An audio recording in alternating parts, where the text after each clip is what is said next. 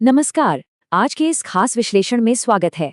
बिना किसी देरी के आज हम सीधे टाटा आईपीएल 2026 के सबसे बड़े और हाई स्टेक्स मुकाबले का पूरा ब्रेकडाउन करने वाले हैं, यानी रॉयल चैलेंजर्स बेंगलुरु और गुजरात टाइटंस के बीच होने वाला क्वालिफायर 1।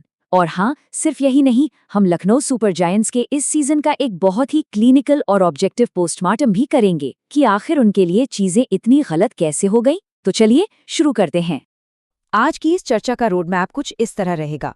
पहले हम इन दोनों टीमों के अलग अलग अंदाज यानी क्लैश ऑफ कॉन्ट्रास्ट्स को समझेंगे, फिर पिच और टैक्टिक्स पर बात करेंगे, इसके बाद पावर प्ले और क्वालिफायर 1 के असली दबाव को देखेंगे और आखिर में एलएसजी के सीजन का रिव्यू करते हुए कुछ सिल्वर लाइनिंग्स भी ढूंढेंगे। तो चलिए अपने पहली segment the clash of contrast से शुरुआत करते हैं। दिलचस्प बात यह है कि ये दोनों ही इस दशक की सबसे सफल फ्रैंचाइजीज हैं। दोनों के पास फिलहाल एक एक आईपीएल टाइटल है और दोनों पूरी जान लगाकर अपनी दूसरी ट्रॉफी की तलाश में हैं। लेकिन असली कहानी यहाँ छुपी है।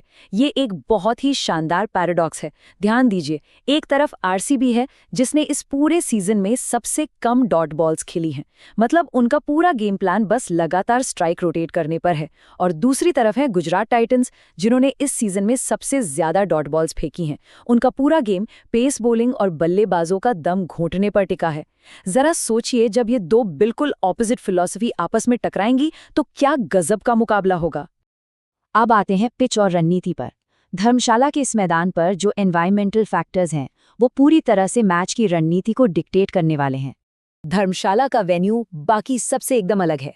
पहली बात तो ये कि यहाँ फास्ट बॉलर्स के लिए हमेशा एक्स्ट्रा मदद मौजूद रहती है, लेकिन जो सबसे क्रूशल फैक्टर है वो है यहाँ की थिन एयर यानी पतली हवा और छोटी बाउंड्रीज। इसका सीधा सा मतलब ये है कि अगर किसी फास्ट बॉलर के सामने शॉट मिस टाइम भी हो जाए या सिर्फ बल्ले का किनारा लग जाए तो भी गेंद छक्के के लिए जा सकती है। ये एक ऐसा फैक्टर है जो बल्लेबाजों का इंटेंट पूरी तरह बदल देता है। और हाँ, रात का मैच है तो भारी ड्यू या ओस आना भी लगभग तय है। अब जरा इस आंकड़े पर गौर करते हैं। 7 ये कोई मामूली नंबर नहीं है। इस सीजन में आरसीबी की बॉलिंग ने पूरे 7 बार 200 से ज्यादा का टोटल लुटाया है। ये एक बहुत बड़ा चिंता का विषय है और टीम की सबसे बड़ी वल्नरेबिलिटी को साफ साफ दिखाता है। अगर हम इस बॉलिंग यूनिट की डायनामिक्स को समझें तो जोश हेजलवुड का फॉर्म एक बड़ा कंसर्न बना हुआ है, जिनकी इकोनॉमी 9.5 से भी ऊपर रही है। सच कहा जाए तो भुवनेश कुमार के अकेले के शानदार प्रदर्शन ने इस बॉलिंग यूनिट की बाकी सारी कमियों को ढक कर रखा है। अब चूंकि धर्मशाला में पेसर्स को मदद मिलती है तो मुमकिन है कि आरसीबी स्पिनर सुयश शर्मा को बाहर बैठाकर एक एक्स्ट्रा फास्ट बॉलर को मौका दे। इसी बीच पीयूष चावला का एक बहुत ही रेडिकल टैक्टिकल सजेशन सामने आया है। उनका कहना है कि अगर फिल सॉल्ट उपलब्ध है तो उनसे ओपनिंग भी करवाएं और विकेट कीपिंग भी। जितेश शर्मा को ड्रॉप करें और वेंकटेश अय्यर को मिडिल ऑर्डर में ले आएं। क्यों?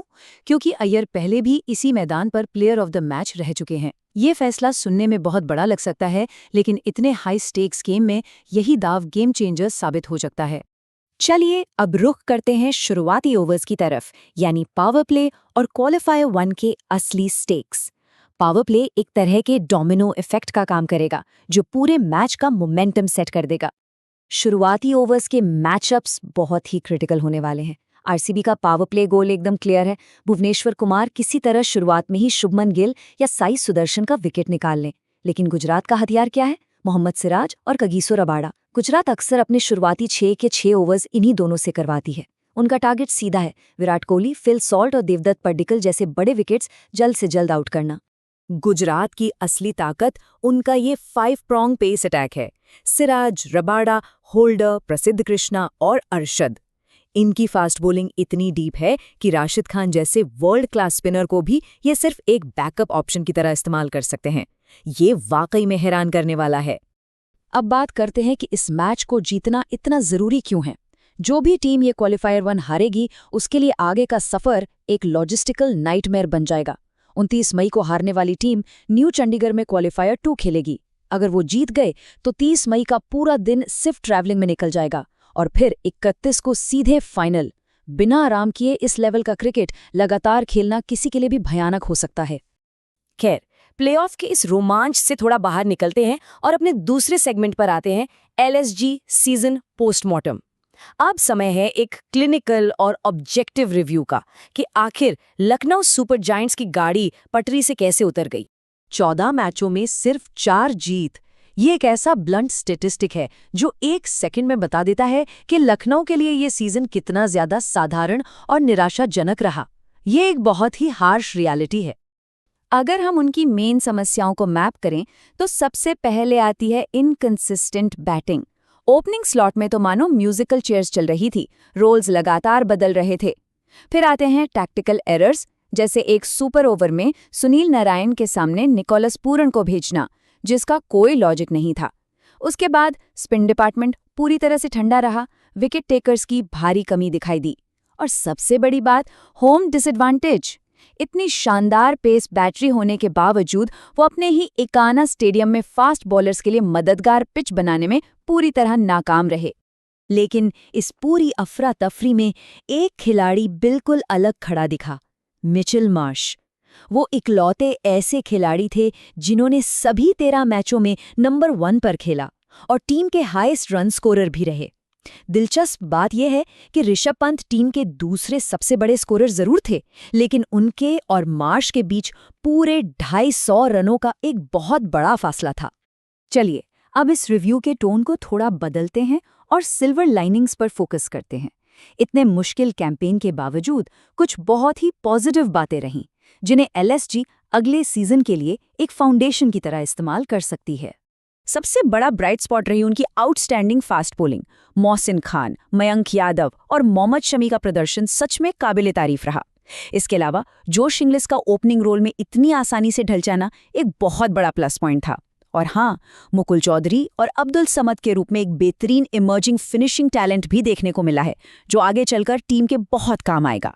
विश्लेषण को खत्म करने से पहले जरा इस बात पर गौर कीजिए, क्या ये शानदार ट्रिविया नहीं है कि इस समय प्लेऑफ्स में जो चारों टीमें बची हैं, ये चारों ही अपनी दूसरी आईपीएल ट्रॉफी की तलाश में है।